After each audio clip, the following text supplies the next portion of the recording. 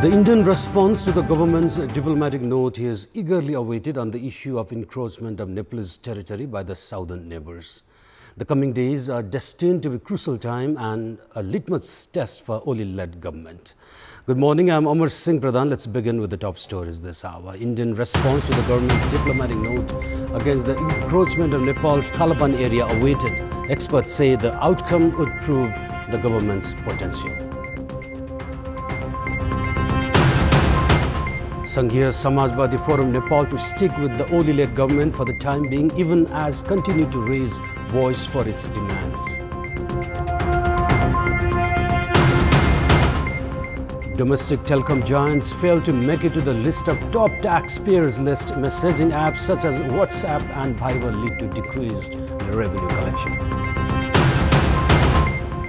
And Liverpool keep their unbeaten run intact in the English Premier League, defeats Crystal Palace 2-1 in a last-gasp effort to remain at the top. Let's begin with national political updates.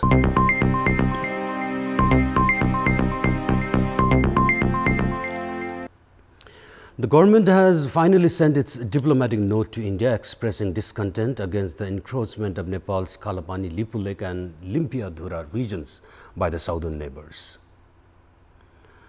The government has unveiled its official statement regarding the issue and also proposed for a foreign secretariat level meeting through Nepalese ambassador in India. However, the issue has yet to enter the bilateral political platform. This has led to mounting pressure on the government from different quarters to sort out the issue once and for all, rather than confining it to public pressure, diplomatic note and some formal bilateral mechanisms. There have been widespread objections in Nepal from within the government and the people at large after India released its new political map illustrating Nepal's Kalapani and other regions as its own territory. The issue, however, has so far failed to enter the political deliberations between the two countries, while the spokesperson of the Indian Foreign Ministry has maintained that there has not been any changes made with regard to the Nepal-India border in the newly released political map. Experts are of the view that it is the testing time for the government regarding to what extent it would be able to resolve the border dispute with the southern neighbors by using the diplomatic means. Meanwhile, our correspondent Navaraj Pandey interviewed former ambassador to the United Nations from Nepal, Jairaj Acharya, in terms of the actual meaning and effect of the diplomatic note sent by the government to India on the issue of the border dispute. Acharya said that the note sent by the government of Nepal to the southern neighbor was actually a serious diplomatic gesture. However, its implications were yet to be seen. Former ambassador to the UN, Acharya added that the government's note in the meantime cannot even be termed as an objection to the Indian move, as he said it depends on the actual content and language comprised in the message. He said Indian response to the diplomatic note also could not be predicted at the moment, citing that the report prepared by the Eminent Persons Group of Nepal and India too has yet to be submitted to the Indian government, while the reason behind the delay has also not been made clear by the Indian side. Acharya said that in case India refuses to come up with any response yet again or continue to insist that the political map is without any error, it would invite a diplomatic deadlock between the two countries. Citing that there is no military solution to the dispute, he added that Nepal's chances of making its voice heard at the International Court of Justice also appears bleak, taking into account the Bhutanese refugees crisis.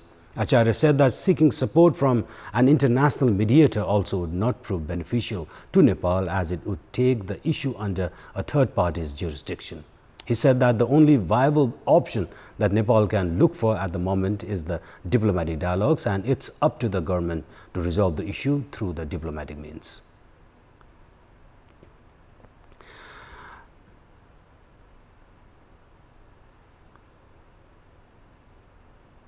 We'll take a short break here. We have more news coming up. The Sanghya Samajwadi Forum Nepal has decided not to quit the government for the time being after long deliberations. The party had held a meeting yesterday at Balkumari, Lalitpur to decide whether it should continue with the KP Sharma Oli-led government or quit it. The meeting followed the government's decision to change the reshuffle of cabinet and the change of responsibilities of its party chairperson and Deputy Prime Minister Upendra Yadav. On 21st of November, Oli had reshuffled the cabinet, dropping 6 ministers and 3 state ministers. A minister and a state minister from Sanghiya Samajwadi Forum Nepal were relieved from their duties. Until 3 years ago, Nepal Telecom and Ncell were one of the biggest taxpayers in Nepal. However, with increasing use of messaging apps such as WhatsApp and Viber to communicate, revenue of the telecommunication providers has drastically decreased. We have a report. Neither Nepal Telecom nor Ncell were able to fit into list of the top 15 taxpayers of the country, and productive sectors such as Surya Nepal, Dabur Nepal and Jagadamba among others have paid the highest tax to the government. 3 years ago, Ncell and Nepal Telecom were at the top of the large taxpayers list. While these two telecommunication companies were unable to fit in the top 15, internet service provider WorldLink Communications has become the new entrant in the list. Experts say that the decrease in revenue of the telecommunication companies in Nepal is in line with global trend, which has also seen a decline in revenue of telecommunication companies due to increasing use of internet-based social messaging apps. The domestic telecom giants used to sell both voice call and data services at expensive rates in the past. However, they have now been confronted with the challenge to sustain and expand their businesses, which experts say would be possible by identifying innovative means of services so as to fulfill the communication needs of customers. And we have more news coming up, but right now it's time for another short break. And in our public voice segment, we had asked the residents of Salyan district what kind of programs from the local level agricultural sector would be beneficial for the farmers. Let's take a look at what they have to say. Public voice. प्रत्येक किसानको चाहिँ नि उसको खेतबारीमै आएर चाहिँ नि सबै कुरा पहिचान गरेर चाहिँ नि कस्तो कुन ढंगले चाहिँ नि यो यसलाई चाहिँ नि अगाडि बढाउँदा हुन्छ त्यसको चाहिँ नि पहिचान गर्न र त्यसको निरीक्षण गर्न आवश्यक छ। मल बिउ खाद के भन्छ नि त्यसको चाहिने सबै सरसामग्रीहरू उपलब्ध गराइनु पर्छ। पहाड जिल्लामा सिँचाइको अभाव छ, सिँचाइको राम्रो पक्की सिँचाइको उपलब्ध गराउनु पर्दछ। बिउपात सब मोलहरू सबै चाहियो, सिँचाइ कुलो चाहियो। किसानबाट उत्पादन भएको चीज राज्यले जिम्मा लिने वातावरण पहिलो बनाउनु पर्यो।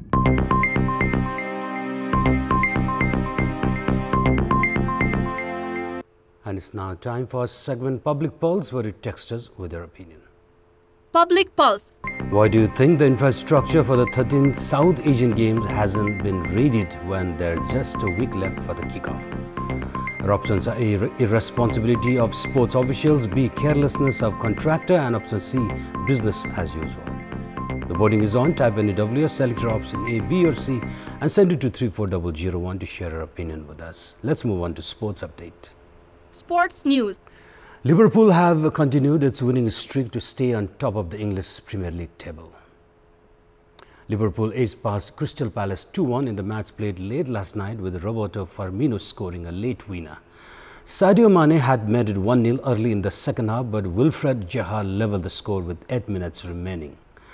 But Firmino gave the team a 2-1 win after scoring from a corner. Crystal Palace were denied a first-half lead after VAR intervened to rule out a header by James Tompkins. In another match, Kevin De Bruyne and Riyad Mahrez scored a goal each for Manchester City to defeat Chelsea 2-1. Chelsea took the lead with N'Golo Kante's strike, but De Bruyne equalized in the 29th minute. 8 minutes later, City were ahead as Mahrez cut in from the right and scored in the far corner.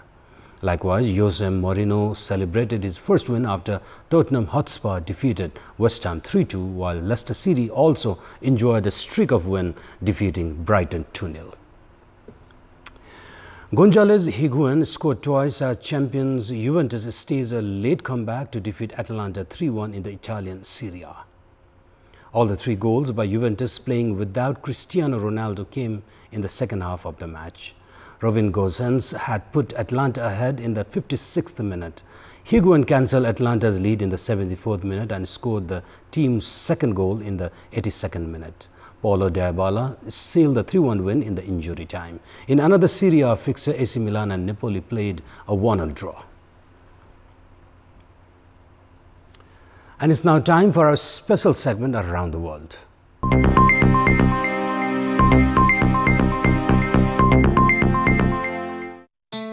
International, the premier human rights organization, has said that Facebook and Google pose an unprecedented systematic threat to human rights. Amnesty is concerned with the surveillance carried out by companies across the world. In a new report, the organization has warned against what it calls omnipresent surveillance of billions of people and calls for a radical transformation of the tech giants' core business model. Amnesty says that while Facebook and Google do not charge fees, users pay for their services with their personal data. The report points to the Cambridge Analytica scandal as proof that such data can be weaponized against users. Meanwhile, Facebook says that its business model is based on advertising and that it advances human rights by giving people a voice and the freedom to assemble.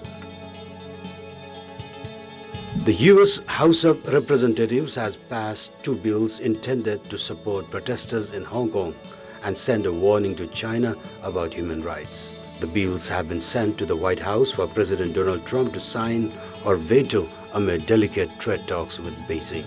The House voted 417 to 1 for the Hong Kong Human Rights and Democracy Act, which had passed the Senate unanimously. Strong support for the measure had been expected as House members passed a similar bill last month. The legislation, which has angered Beijing, would require the State Department to certify at least once per year that the Chinese-ruled city retains enough autonomy to qualify for the special U.S. trading consideration that helped it become a world financial center.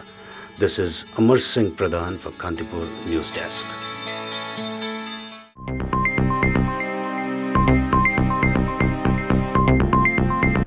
And before we wrap up, here's a look at the top stories one more time.